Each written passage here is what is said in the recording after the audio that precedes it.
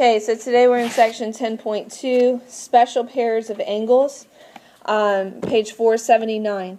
The first type of angle pair that I'm going to learn today is what we call adjacent angles. You need to write down this definition. Adjacent angles or supplementary angles, it's the same thing. So if they're supplementary, what do their measures add up to be? 180. 180. What you need to know about adjacent angles is that they share a common side.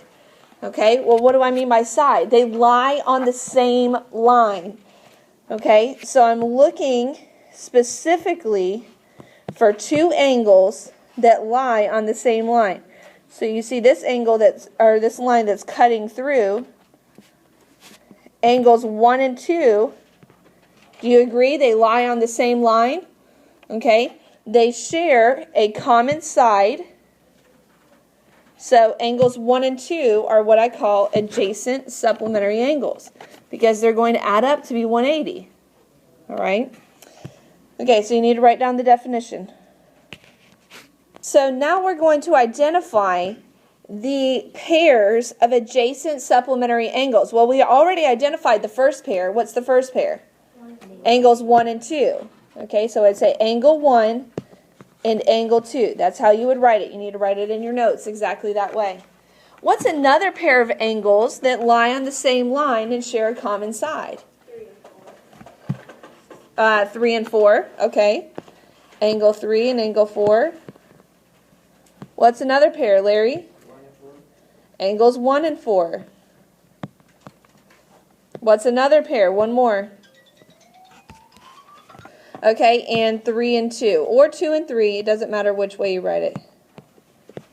Okay, and what am I saying for all four of these pairs? I'm saying that their measures would add up to 180. If I knew one of the measurements, I could find the other one because I could just subtract it from 180. Does that make sense? Yes, ma'am. Okay, so those are adjacent angles. My next angle pair are vertical angles. You need to know the definition of a vertical angle. They are opposite each other, and they are congruent in measure. What does congruent mean? It means equal. Okay? So vertical angles are opposite each other, and they are congruent in measure. If one of them's 80 degrees, guess what? The other one's going to be 80 degrees. That's what it means to be congruent. All right, so now let's look at angle 1. Which angle is opposite angle 1? Anybody see it? Look at the screen. Which angle is opposite angle 1? 3. Angle 3. So I would say that angles 1 and 3 are vertical. So if angle 1 is 75 degrees, what's angle 3 going to be? 75 degrees. All right, now what's my other pair of vertical angles? 2 and 4. Very good. So I say angle 2 and angle 4 are vertical angles. So if angle 2 is 105 degrees, what's the measure of angle 4?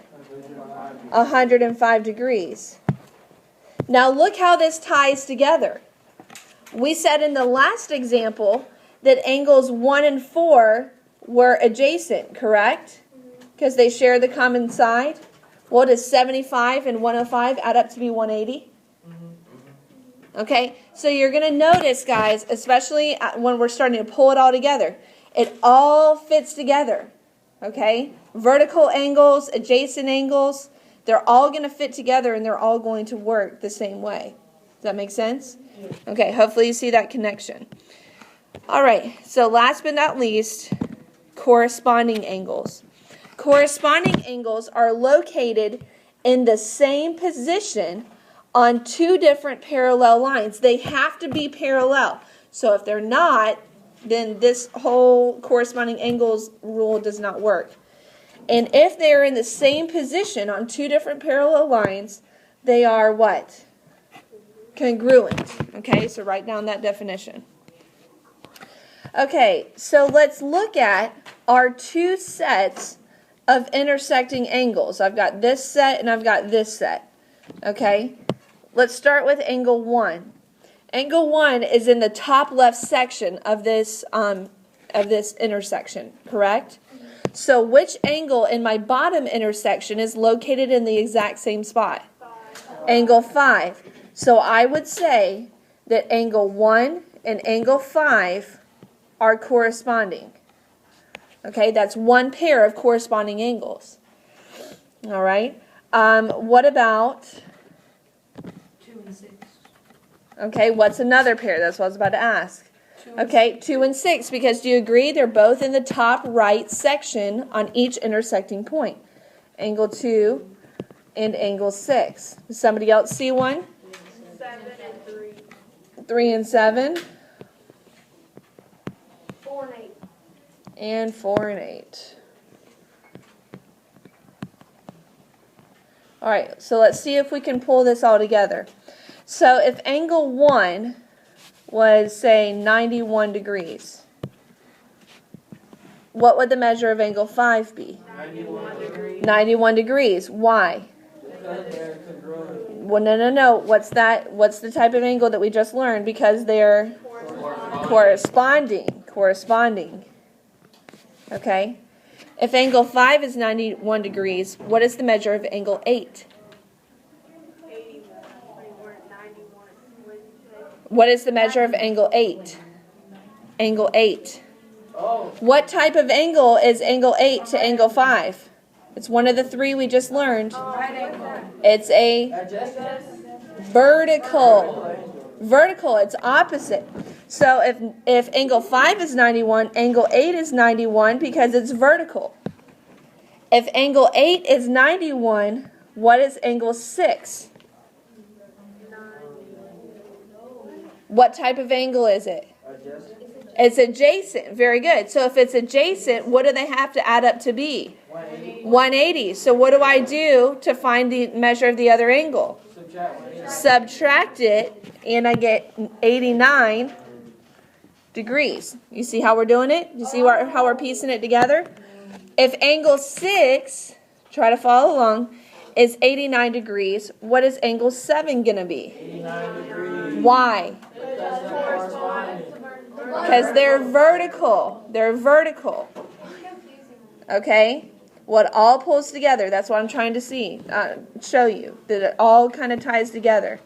So 5 and 7 are adjacent, and they're going to add up to be 180. So that's true. 7 and 8 are adjacent, and those add up to be 180. Now let's come back up here to our top intersection. If angle 6 is 89, what's the measure of angle 2?